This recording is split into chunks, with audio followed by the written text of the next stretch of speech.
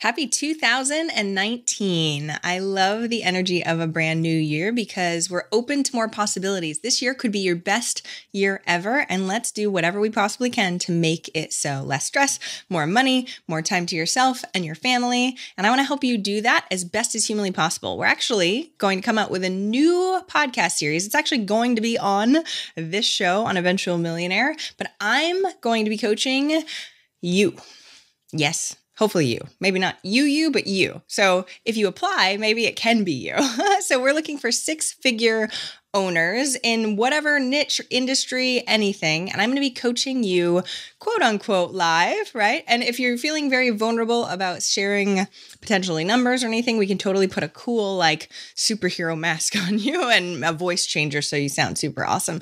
So that way I can give you the advice that you need that will make a huge change in your business for 2019. So if you go to eventualmillionaire.com/laser, LASER. You can apply for that. We're taking 6 amazing business owners, amazing as a human. You don't have to have an amazing business. Don't worry. I will help you make it amazing. Again, it's eventualmillionaire.com/laser.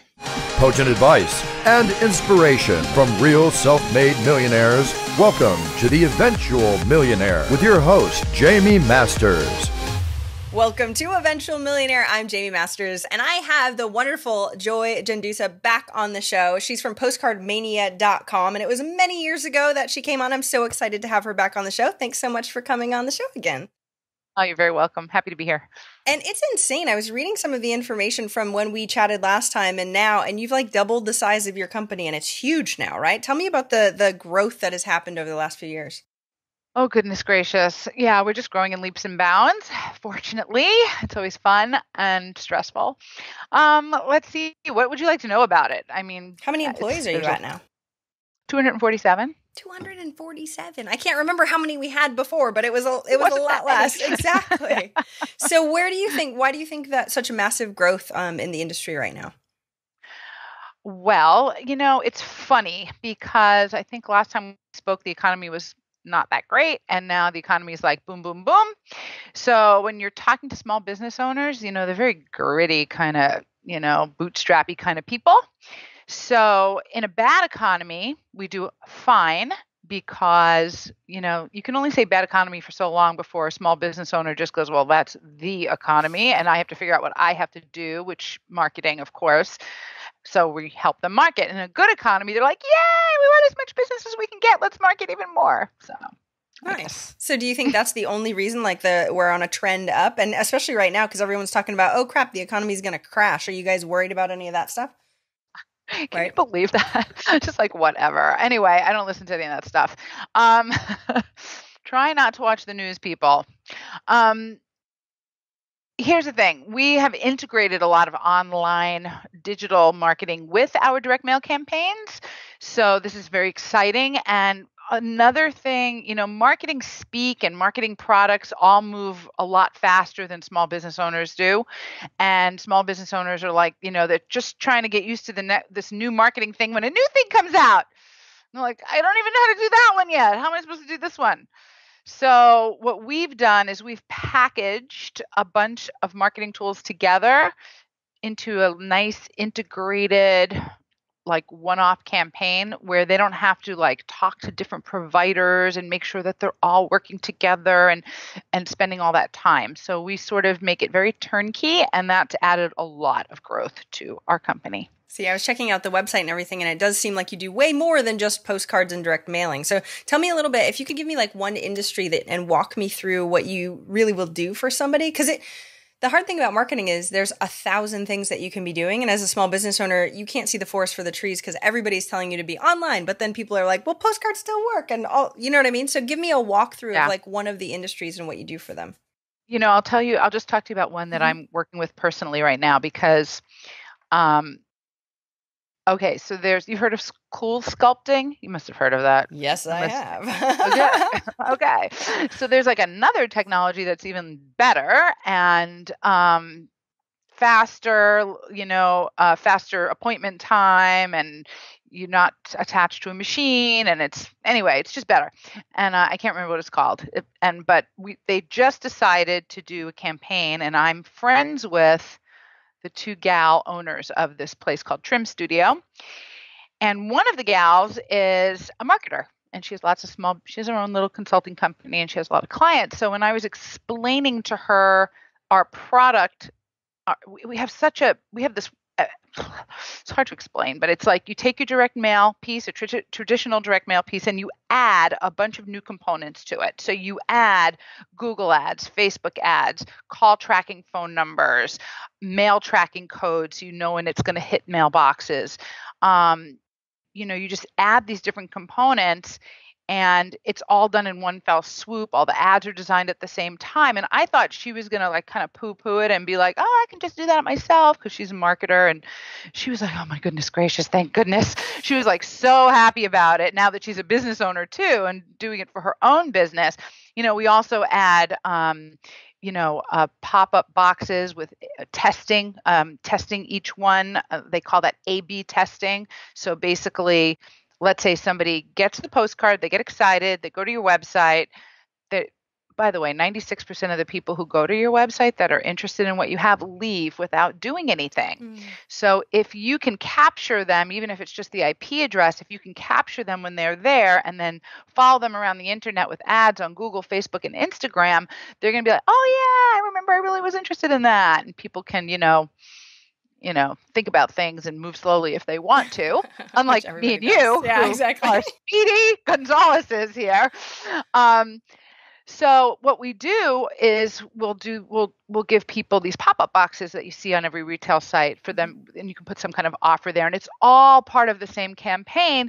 We capture the identity, we email them those people that filled out the box, and then also we'll do follow-up emails all in one. And we have all these cute little names for them, like the Catch That Lead tool is the box, and Catch and Close is if you add the email follow-up, because it takes so many touches for somebody to make a decision. Not me. I make fast decisions, but most people, it takes a zillion touches before they go, okay, I'm ready to buy. So you're sort of like building that credibility and trust as you go. So did that answer your question? I'm sorry if I No, I want to break it down even further. No, totally. Because the thing is that trying to integrate both sides, and a lot of the people listening are marketers also, right? They understand quite a bit of it.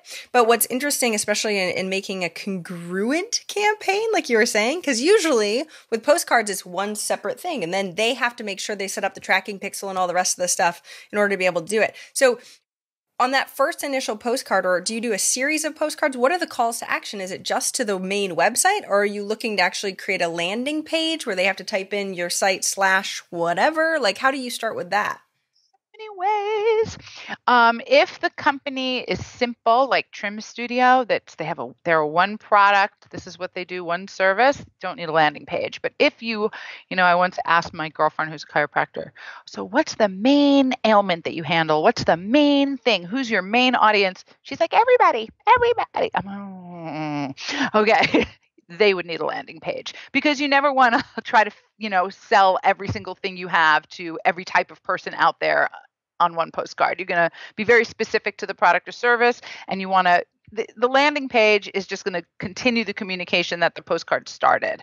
So yeah, we've packaged it all up so that the business owner doesn't have to think about all the different channels and make it congruous themselves. We will make everything match and everything beautiful, and we'll even upload your mailing list to Facebook and start hitting those people prior to the postcard being mailed, so they'll see them. They're not going to click on it probably, but they're going to see the ad, and then when they get the card, they'll be like, oh, I saw that in my Facebook ad, and then they'll go to the website, and then we'll hit them again from that angle. And it's just okay. And these small businesses feel like the big companies.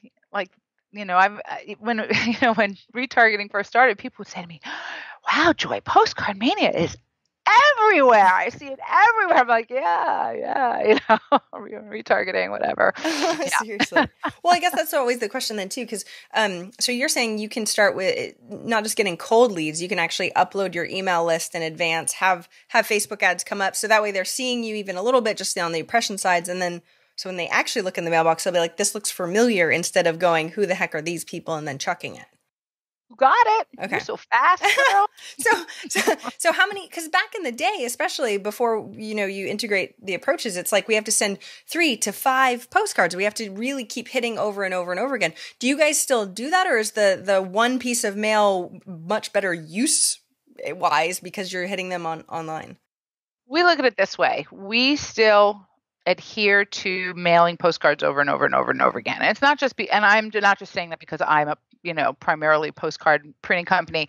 I personally mail out 180,000 postcards to promote my own company every single solitary week. Wow. That's a lot. Yeah. So I practice what I preach. And, my chief marketing officer, she'll come back to me with, the analytics we do are ridiculous. Like it's crazy. So she'll say, look, but PPC. And twice in my history, I listened to her analytics and I cut my mail and I literally cut my revenue. And it happened twice and it will never, ever happen again. And, even I look at the data and I think, but what happens is postcards make you real. And that it's like a tangible thing, and it's not just so much like anybody can throw up a website and throw up ads online very fast. And, you see these great products on Instagram, you ever see the eyebrow thing that is from China and it makes them all in one fell swoop. You have your hairs and, you buy it and you're like, what the heck is this? Just, it's not credible. It's not, may or may not, I've seen people post things on Facebook, remind me never to buy anything off Facebook again. So anyway, a postcard makes it real, makes it more real. Does it matter the industry? Because I know, so in business to business, you have that, but on your website, you have a whole bunch of industries. It's really impressive to see like the list, right? There's a humongous list, landscapers and dental and it goes down. And a lot of them are like local service providers. Do you feel like it works better for local service providers versus like a national type of company? Give me some of the industries that it really works best for, you think? Oh my gosh. We have property management companies. Mm-hmm. We have weird industries too, that aren't listed there because there aren't like a zillion of them, just mm-hmm. people that find us on Google, all kinds of softwares and lots of anything niche, like any B2B niche business, anything niche at all is great because if you have something weird and you like postcards are the best way to enlighten people about it because it's not like they're searching for it because they don't even know it exists, right? So if there's anything, like for instance, a chess school, they kill it because parents are trying to improve the minds and get the children off of the electronics. And it's like, oh, let's teach them chess, so they can play chess on the iPad. But, those kinds of things any kind of school, mm-hmm. Any kind of school with tuition is great because once you get that customer, mm-hmm. student, they're going to pay over and over again. They're going to pay for a full year of tuition monthly or whatever it is. So whether it's kindergarten, whether it's nursery school or private school or, jujitsu or guitar lessons or whatever kinds of schools, we do really, really well with those. Anything in the real estate and mortgage industries, we do great with. Any of the home improvement industries, heating, ventilation, air conditioning, mm-hmm. plumbing, roofing, tile work, flooring, kitchen remodeling, roofers. What in sort of those industries that you're saying, what kind of conversion rates are we looking at too? Because that's the other piece. It's like, okay, well, as an integrated whole, are we going, every 1,000 postcards we send, we get one person that we can retarget? Or like, what are some of the standardized numbers so that way they can start expecting, I'll put in this much money and hopefully I'll get this much return? You will never get me to give you those kinds of numbers. Darn. And they know the reason why. And let me explain why. Because even some of my staff, we record all our calls for training purposes and, they're like pushed into a corner. Like, what's my response rate going to be? What's my response rate mm-hmm. going to be? And I say to you, anyone, whether it's my staff or anyone else who answers that question is lying. And the reason why is uh-huh. because, yes, there are averages, but every industry, not only is every industry different, it depends on how many people in that industry are competing with each other in the same localized area. Mhm. Are you in an urban area, a rural area, a suburban area? What's the competition like, and how well are they marketing to the people that you're marketing to? So there's so many nuances before you can see that. A funny thing happened. We messed up on something. I was so embarrassed. I just found out about it today. I was so embarrassed. So it's the day spa that I go to. Constantly. And, just for my manicures and eyebrow stuff and whatever. And she said, would you barter with me? Would you barter with me for, I don't think I can afford postage and blah, blah, blah, this whole thing. So I said, sure, little tiny girl, I will barter with you. No problem. I live here, so I might as well barter with you.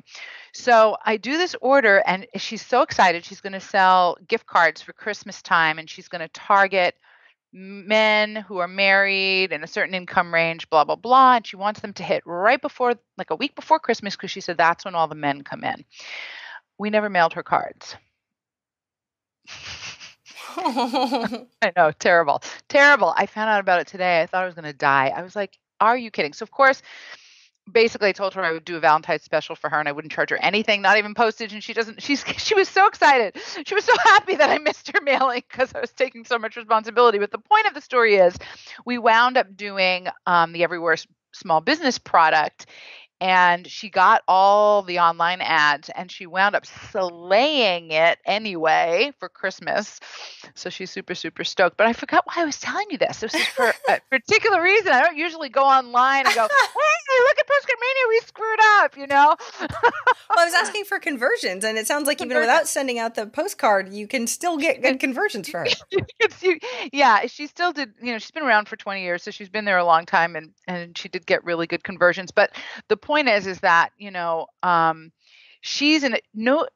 I don't get any day spa cards in my mailbox. We just don't have that many in my local area. So just seeing them online, I mean, there's none. Unless you're going to the hotel, there's I live in Clearwater, so Clearwater Beach has hotels and they have spas in them, but it's not that personalized service like your local day spa that's been around for 20 years.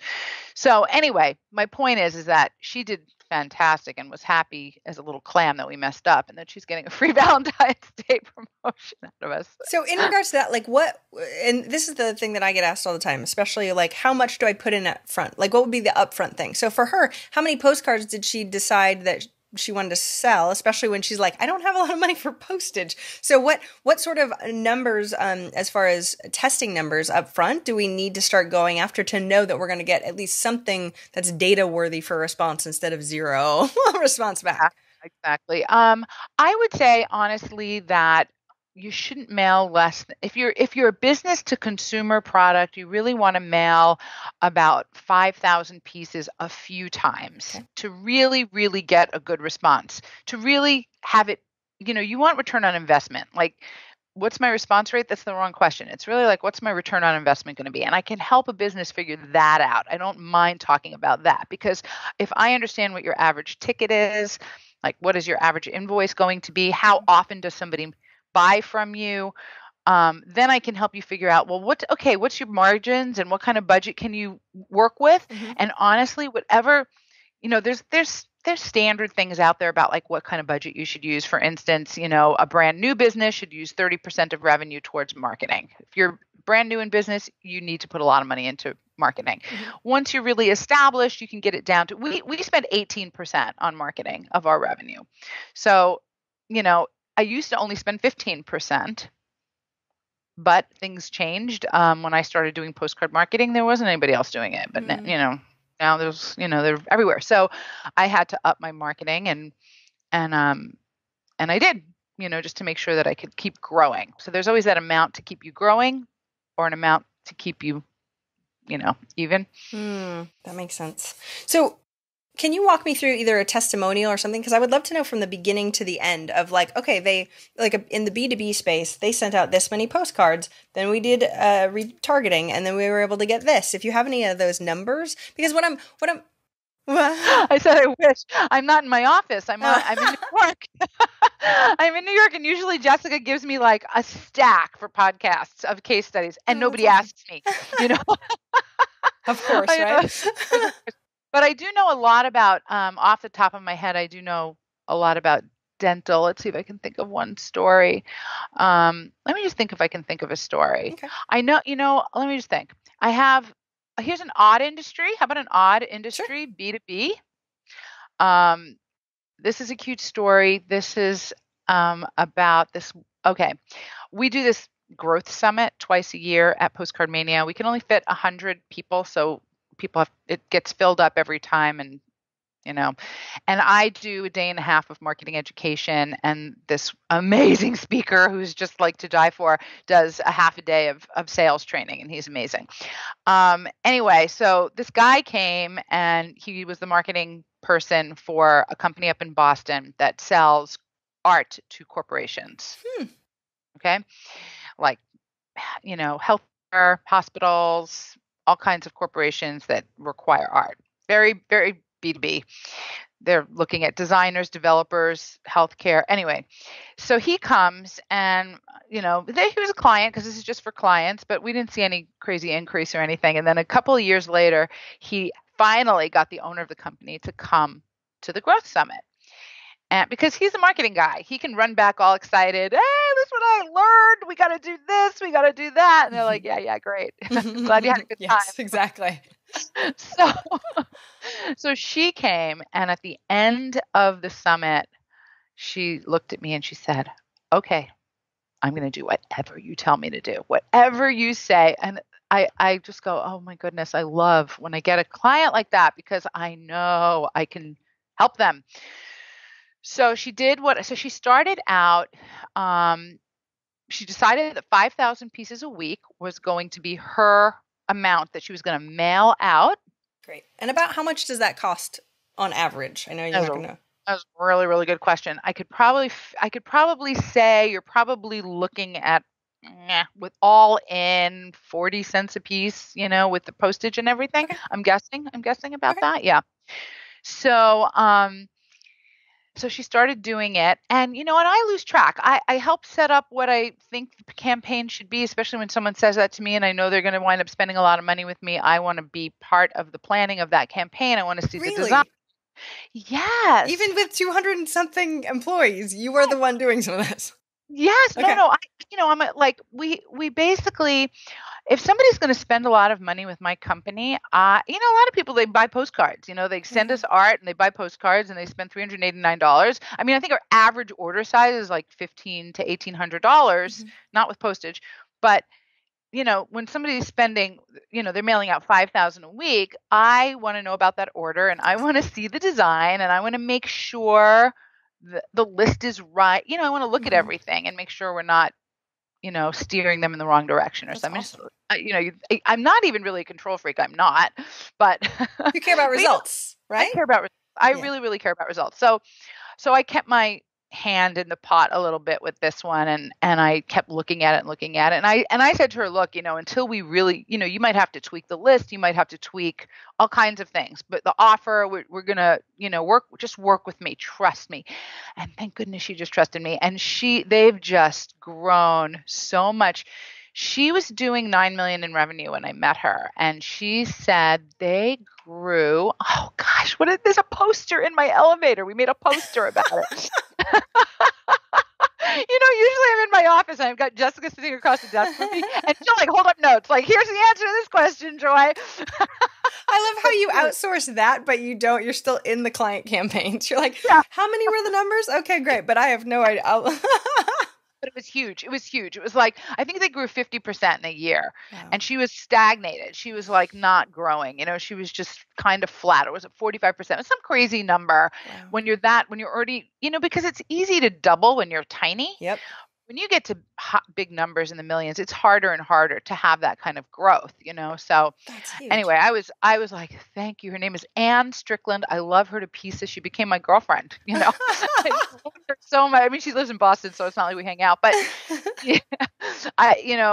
when somebody listens to me and they do what I say, and then they have the wind, I just get so excited. I mean, it just doesn't get any more exciting than that. So how can you think of the small business owner that's maybe making $500,000 a year. That's like I've tried Facebook ads and they start tanking. I've tried so many online things, right? Because there's a million online things, and that's what all these online entrepreneurs are being told all the time. How can you get them to run a test, and what sort of size of a test? Because that's the other piece. It's like, okay, if this marketing stuff isn't working so well, we do have to do something different, but it's tough for them to make the decision on what we do different. What would you say to someone like that?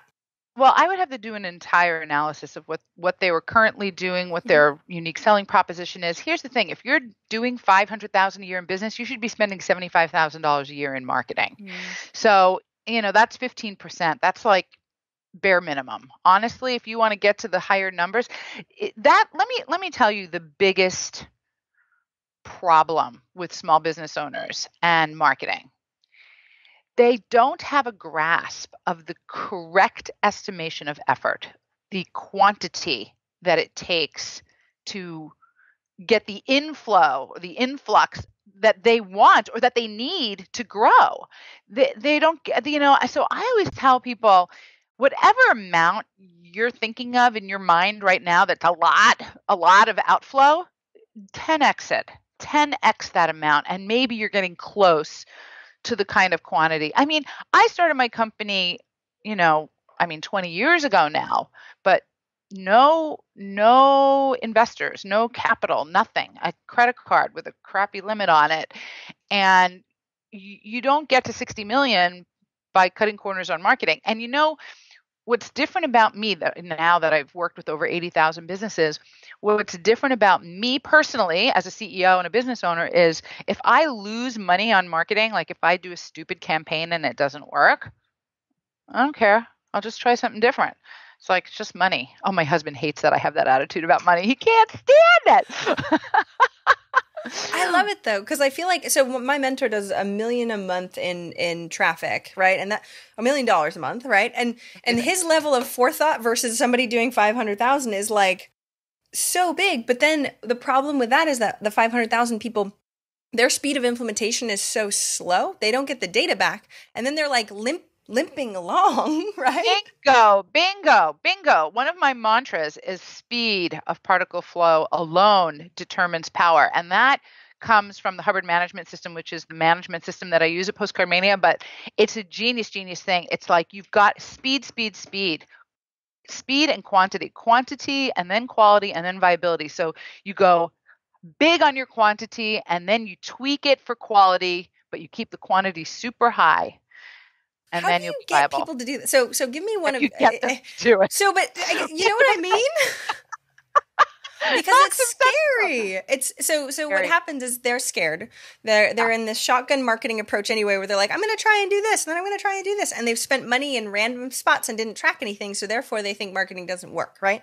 So in that case, it's difficult to go, oh, now I have to spend a lot more and in bigger quantities than I ever have been before, and hope that I can change the quality enough so that way I'm just not leaking money like a crazy person.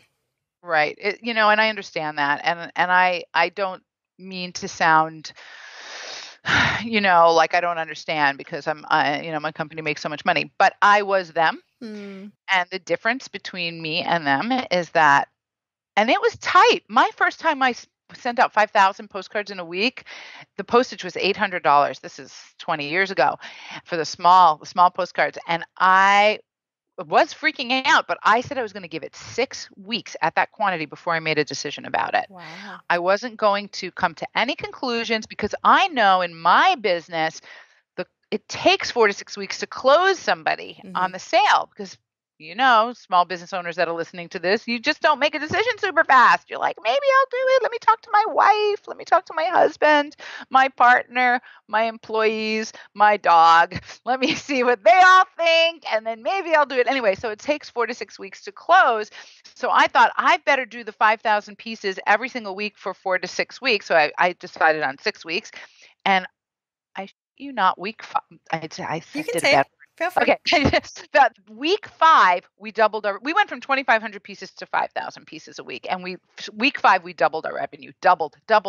And I was doing about 22,000 a week back then. And so we broke 50 and we were flipping out. I was like, oh my God, it works, So therefore, I increased my quantity. I just kept increasing my quantity. And of course, you have to juggle the rest of the business to do that. But you have to know your math. You have to know what your sweet spot is. You have to know what your margins are, your profit margins. You have to understand what you're willing to invest. What's the lifetime value of a customer? Because if you know, okay, out of every customer, my average lifetime value is $3,000 or something like that, then how much am I willing to spend to get one new customer? And then you can sort of play with the numbers that way. You have to be brave, you business owners. You have to be brave. It's tough. It's scary, but that's the big difference between me and other business owners. Why was I able to make it? Because I just didn't sweat it. I went, I'll make more money. I'll figure it out. Never say die. That kind of thing. I appreciate that because you hear all the time, get out of your comfort zone, right? And then when I talk to entrepreneurs, it's literally like getting out of your comfort zone is like tweaking a little thing, not like doing big risks. Because a lot of them, I know a lot of people think that business owners are very risky. They're quite risk averse, actually, most of them, to a fault sometimes. Yeah. But they don't want to make the wrong decision. Yeah, go ahead. Yeah. I mean, I'm much riskier than a lot of people, I would say. Thus the growth. I mean, I was going to say I'm a lot riskier than my husband. He has his own business and his business does great, but it's not as big as mine, and it's just not. I mean, he does great, but he is more conservative than I am. He's just more conservative, so. What goes through your mind in something like that though? So you take a risk. Were you just born with the way that you can handle risk better than most people? Or do you have any tips for us on handling, especially when you pull the trigger and you go, oh crap, this better work. What do you do? I don't know what to say. I'm not a super introverted person. I don't know what to say. I think I was born this way. I mean, I don't know what to say. I'm just not. Tips, always look out, don't look in, if you know what I mean. Look, it's so pretty out there. Like, don't think too much, Don't overthink everything. Worrying, there is no product that comes from worrying. Worrying doesn't actually create any product. All it does is make you crazy. So I don't worry. Just don't worry. It's pointless. Willing to sort of be able to experience anything. That's awesome. Be willing to experience anything. You might screw up. I can't count. I wish I did have a stat of how much money I blew on crappy marketing and bad ideas. $1 zillion. I mean, I have lost so much money. Who freaking cares? Tomorrow's another day. Life isn't you today. You make your tomorrow. Why regret yesterday? You know what I mean? That's such a great attitude about it all. And especially because you have faith. It sounds like you have faith in being able to produce something and make it better no matter what. Even if you lose a whole bunch, the sunshine always comes out tomorrow and it'll all be okay and you'll figure it out. I am one of those annoying people. Let's see the bright side of things. My girlfriend, she used to be a writer for us. This girl that worked for me as a writer, and she moved on to another company, but really good friends on social still. And she posted something about how she woke up she had the worst dream and she woke up in the worst mood. And I was like, I hate to be that person, but decide to be in a good mood and you'll be in a good mood. It's all up to you. Sorry. And she's like, I hate you. She actually gave me a heart and said, I love you, which was sweet because she could have been like, ignore. Well, and it's always an interesting thing to be an entrepreneur and with a different brain. And this is what I always tell my clients. I'm like, if you could just download the brain of Joy, let's download the brain of Joy. What would she do in your place? Because we hold ourselves back in so many ways that sometimes you don't even realize. When I ask you questions, it's so different than interviewing someone else that's like, no, I don't do it like that. Right? I know I got to listen to more of your interviews. You should send me links to the best ones that I would like. It's really eye-opening because there's so many different ways to be able to do it. But I love interviewing people like you who are like, just freaking do it, right? And then going out because we make it such a big deal. Yeah. We do. We make it way too big. And it's like you don't get as much done if you're overthinking everything anyway. So 1,000,000 times over. And you still, so with 240 something people on your team, what roles are you actually playing within it? Apparently still working with clients that you really care about, which is awesome. But what other roles do you do? Any clients. Okay, so I am the chief fun officer. No, I'm That's awesome. I have a president who runs my whole company, and she's here, and she's been with me for 20 years. Wow. And she's absolutely gorgeous. And she Skyped with me from Whole Foods to make sure that this was all set up. Anyway, so of course I work with her. Her husband is our chief revenue officer, so she doesn't run him. I do, because we're not going to do that to them. That's very nice of you, by the way, in advance. Yeah, so she basically runs, as president, she runs HR, platform development, because we have a lot of in-house tech that we've developed, platform development, and she runs my COO and all of delivery, and she runs quality control. Oh. So she's over all of those people, and there's a lot of them. And then I am over her, my chief marketing officer. Obviously, I'm going to be over the chief marketing officer, who's also been with us a super long time, and her husband, who's my chief revenue officer. So I'm right now, he was my senior VP sales for years, and we just made him chief revenue officer. Like, is it 2019? Yes, he just got that promotion. So I am the one who goes, oh, we should do this. And everybody kind of looks at me like, we don't have time to do that, Joy. And I go, yeah, but it's going to make us so much money if we do it. That's what I do. And then they go, okay. And then I start kind of running it.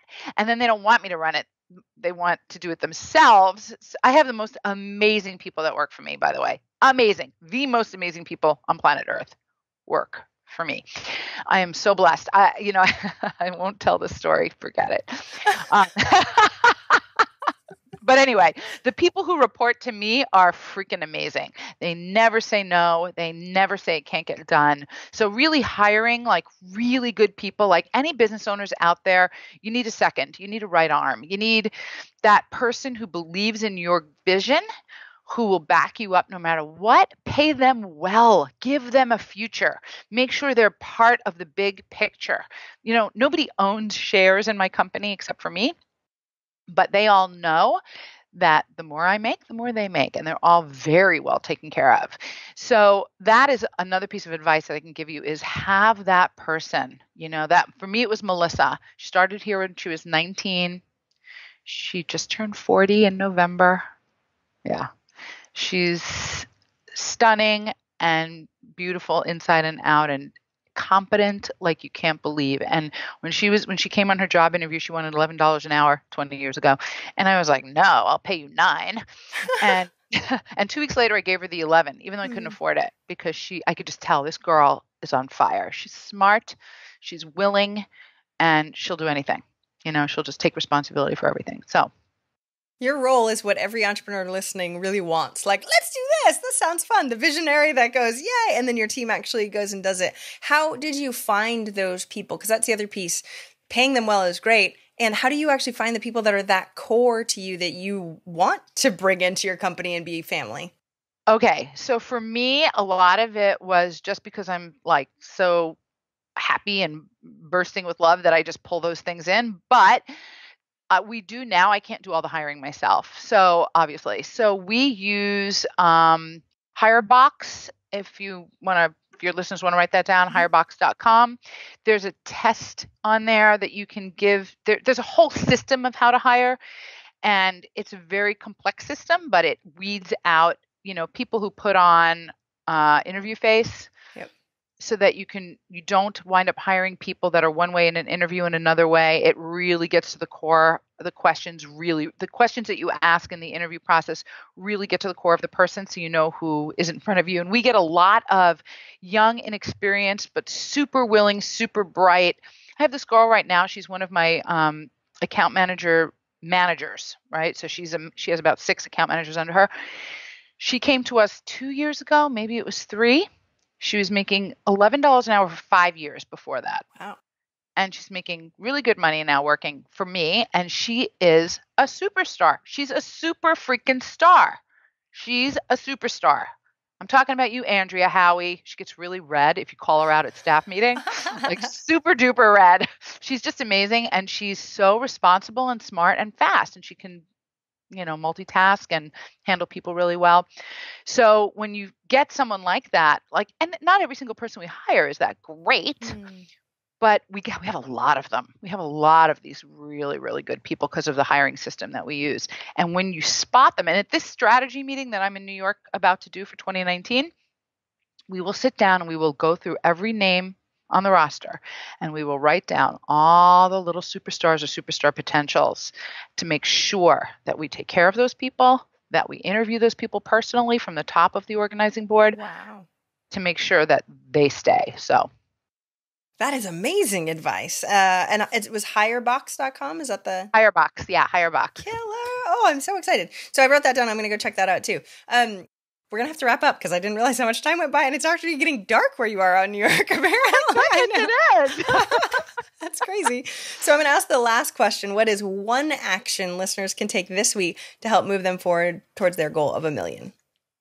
They should market more than they ever have in their lives. They should take the amount of marketing they think is a lot and they should 10 times it in their mind and do that like over and over again in your mind so that you can confront actually doing it in real life. Write down every single thing that you're doing to bring in new leads and new business. And then how can I 10x that? How can I 10 times that in quantity? Quantity. That is what it takes. Yes, deliver a terrific product, take really good care of your customers. I'm sure you're all doing that. And the thing you're not doing is the marketing in the correct quantity. I love this. Let's make 2019 better for everyone. So listen to what Joy says, please, and check out postcardmania.com. I know you have offers and stuff like that on a piece of paper for the people that I'm supposed to remind you about. Thank you. Okay, so if you're listening to this and you want a free copy of my book, Postcard Marketing in an Online World, Success Simplified, that's the name of my book, you can get that at postcardmania.com/podcast. And we also have a huge offer for people who, and I love this offer that my team came up with, but basically we reward people who don't just do this guerrilla crazy, one shot here, one shot there type of marketing where they stick to a campaign. So if you sign up for a 6-month campaign at my company, we will give you 25% off. That's awesome. And you have to go to, nope, that's the wrong link. Postcardmania.com/ what is the name of your program? It's because she wrote it down wrong here. Oh. Eventual Millionaire, right? Yes, it is. Right. So it's probably postcardmania.com/eventual millionaire. But I think if you just call, I'm going to give you a phone number. This is the best way to get that 25% off. I'm going to give you a special call tracking phone number so we know that it came from Jaime's podcast. So please use this phone number, 844-573-8085, and just say, I listened to Eventual Millionaire and I want 6-month campaign. So give me my discount. I love it. And we'll make sure we add that to the notes. So if people are driving right now, they don't have to write anything down. Exactly. Thank you so much, Joy. I love your energy. It's so awesome to be able to have you back on the show. It was my pleasure. And you are gorgeous and have so much energy as well. So it was very fun doing it this way instead of just on a telephone. Nice like last time. You. Yes. Yeah. Thank you so much. I appreciate it. Have an amazing day. Thank you too. Bye. Thank you so much for listening. I hope you enjoyed that interview. And if you want to check out more amazing resources, I'm only curating the best of the best. Go check out eventualmillionaire.com. You can take the Eventual Millionaire quiz, figure out where you are in business and what you need right now. Plus, you can look at curated resources specifically for you on the new Start Here page. I'm so excited. Please join us. Please let me know if you need anything at all. I'm here for you. And have a fantastic day. Bye.